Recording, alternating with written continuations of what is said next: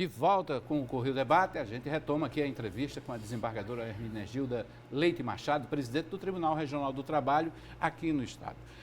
Com tantas mudanças na legislação trabalhista, com essa precarização de vínculos, com tudo isso, o TRT ainda está fazendo um trabalho de conciliação constante, permanente? Sim, Hermes, veja bem, a proposta de conciliação ou essa política da conciliação, ela existe desde que a CLT existe, desde 1943. Tanto é que antes as nossas sentenças seriam anuladas se eu não constasse nada que eu não tentei conciliar, entendeu? Só que assim, nos últimos anos, aí sim, o CNJ tem estimulado a criação dos Sejuscs. A Paraíba, em 2011, salvo engano, criou o primeiro núcleo de conciliação. E atualmente sim, aí essa política ela vem seguindo.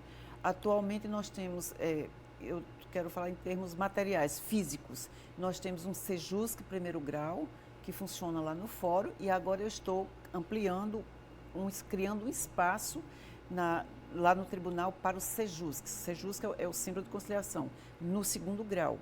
E também vou abrir um espaço, um Sejusc, como a gente chama, lá em Campina Grande. Certo. E a gente tem projetos até de fazer uma certa itinerância, digamos, em algumas varas do interior, ou mesmo aquelas onde não há uma vara do trabalho, mas onde há causas que as pessoas podem São quantas procurar. varas na Paraíba? Nós temos 27 varas. 27 varas. A senhora disse que são 10 integrantes. 10 desembargadores. Desembargadoras. Né? Quantos processos, em média, uma desembargadora fica? Olha, no ano passado nós tivemos uma média de quase 2.000 por desembargador. Por desembargadora? Sim. É uma média considerada alta para a Justiça? É. Tanto é que o Tribunal da Paraíba, os tribunais do trabalho do país, nós temos 24 tribunais. Desses 24, tem aqueles que são considerados de grande porte, como São Paulo, Rio de Janeiro, Minas Gerais. Temos os de médio porte, como Recife, como Fortaleza. E os de pequeno porte são esses dos estados mais pobres, por óbvio. Então, são os pequeno porte porque recebemos um volume menor. Mesmo recebendo um volume menor, dentre os tribunais de pequeno porte, nós fomos um dos que mais recebeu processos, tanto na primeira instância quanto na segunda instância. E aí, você pode me perguntar assim, mas salvo engano, saiu uma matéria na Folha hoje, criticando esse número exagerado de ações. Certo. Dizendo e criticando também que os juízes não estavam observando a reforma. Primeiro, a reforma foi feita de uma forma assodada. Ela não ouviu os principais atores. Quem tinha que ter feito isso eram os sindicatos, trabalhadores e sindicatos patronais. E não pessoas que se reuniram num determinado gabinete e chegaram e impuseram a reforma. Veio uma decisão também do Supremo e disse que em relação à justiça gratuita. Porque, por óbvio, que se você só ganha... Se você não tem condição, se você é um trabalhador, por óbvio que você... Como era que você ia ser condenado a pagar o advogado da outra parte? Tudo. E os honorários de sucumbência. Porque muitas vezes, Hermes, você não perde o trabalhador, quando ele não ganha uma questão, muitas vezes ele tem o direito, mas por uma questão processual, digamos, ele perdeu. Ou pode ter havido uma prescrição, se ele não ajuizou no tempo devido, também ele pode perder.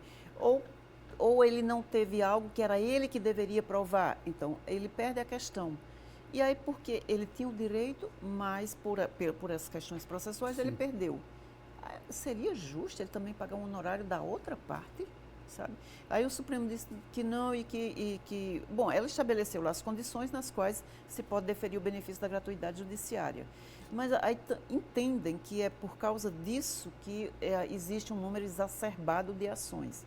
Mas, Hermes, da minha experiência, do que eu percebo, muitas vezes a pessoa vai na justiça, ela vai buscar aquilo que não foi pago no custo do contrato. Aquilo que muitas vezes o patrão diz, vá procurar seus direitos. Então, existe essa cultura. Se existe essa cultura, eu não posso estar dizendo que só um lado é que está fomentando a litigiosidade. Não. Ambas as partes. Eu acho que faz parte da cultura do brasileiro esse fomento à litigiosidade.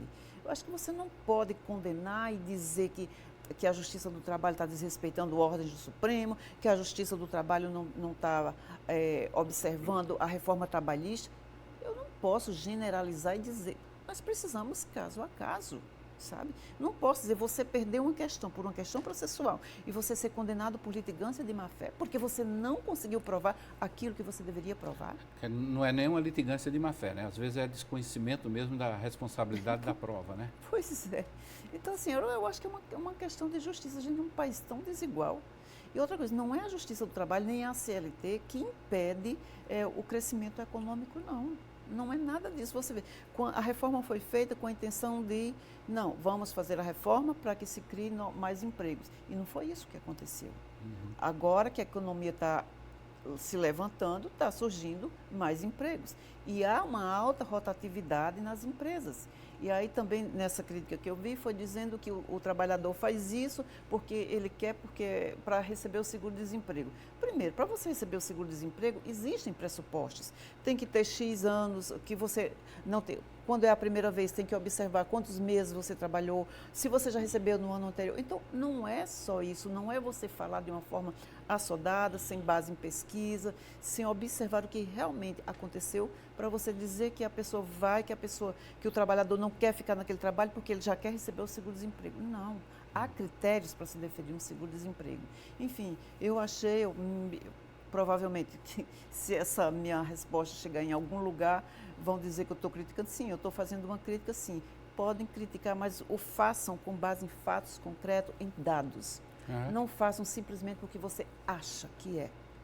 Só no achismo. Fica ruim. Pois é. Ok. Vamos lá. Daqui a pouquinho a gente retoma essa entrevista com a presidente do TRT aqui da Paraíba.